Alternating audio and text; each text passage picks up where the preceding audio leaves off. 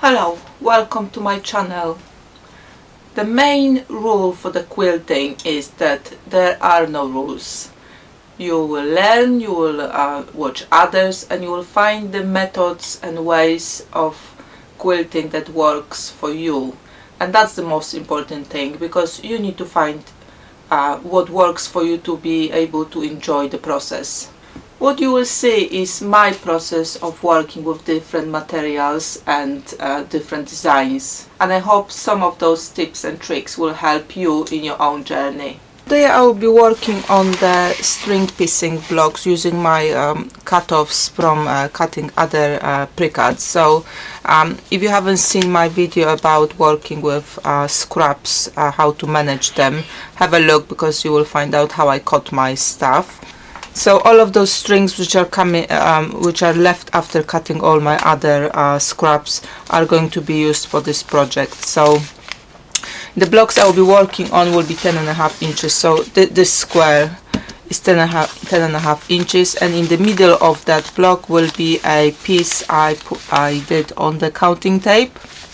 So again, there is a video about how to make those strips on the counting tape. I will put it in the description below as well. So what I will do now is I will remove all of the paper first, and then I will cut them to more or less to the 10.5 inch size. So the finished block will be 10.5. So obviously I will cut the muslin I'll be working on a bit bigger.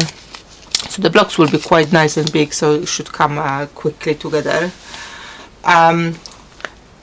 But I haven't cut the muslin yet because I don't know how much of the blocks I can make out of it. I cut my strips and I've got 16 of them, which is well, it's a good number, so I can make a 4x4 quilt out of it. So I cut also my muslin squares, so they're 11.5, because it's always good to have at least that inch around to nicely square it up later. So that will go in the middle, then strips of white will go to the side, and then blue scraps on the edges. So I will now chain piece all of those things. So I'm going to put first strip more or less in the middle, and I will pin it. It's just because it's quite long. If it was shorter piece I wouldn't worry about the pins, but the piece is quite big, so just so it doesn't swivel too much, it's good to pin those.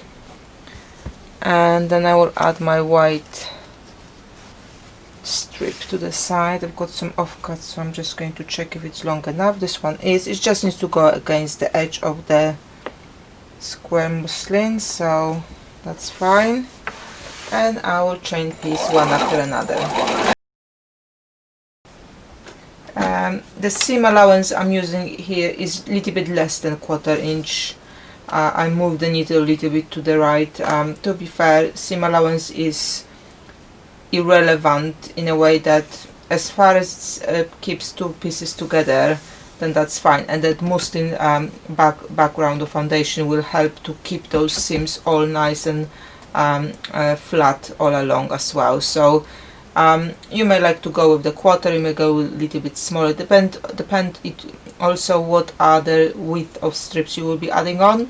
So if your strips are quite narrow down a little bit of the width of your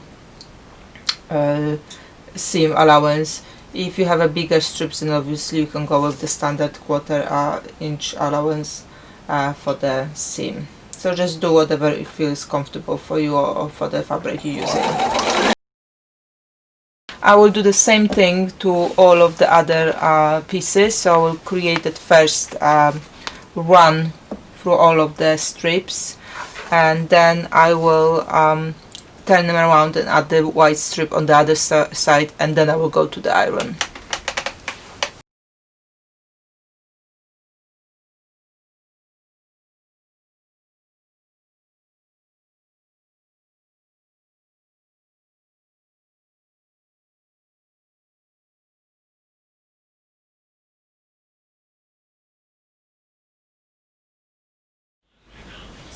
Alright, so I finished adding the white pieces on both sides, and I did iron them out now.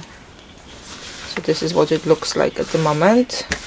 That white piece nicely frames those mixed blue colors here. So what I will do now is start adding my blue scraps to the edges.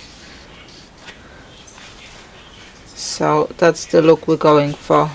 I will be using my scrap strings rather than the straight ones, so obviously they will be wonky, but that's fine too, because that will link with the wonkiness in the middle of the part of the block as well. But I quite like how it looks already, so I'll carry on and I'll show you how they look when they finished. Alright, so I finished my blocks. I ironed them all out, and those are just few examples how they came out. And now it's time to square them up. So I've got this template which the whole frame is 10.5 inches, so I'm using this one for squaring up, but obviously you could use normal ruler as well, square one if you have that one. Or I'm just eyeballing more or less the middle of the strip. It is a scrappy project, so I'm not expecting it to be exact, just to make sure that it's more or less in the center and we are ready to square it up.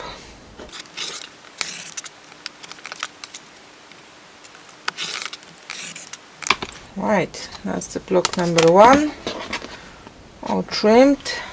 Looks very nice. Those are cut out bits and pieces. I have just finished another project using those, so if you're doing quite a lot of those blocks, you might be interested how to use up all of those scraps as well, so I would recommend that video as well.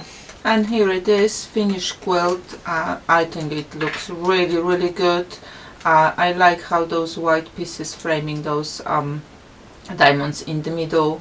So it is grid 4x4. When sewn, the quilt will be 40 by 40 inches, but obviously we can add some borders around it as well to make it larger if needed.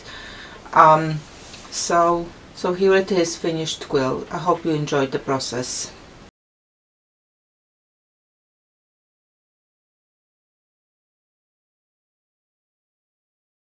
Thanks for watching this video.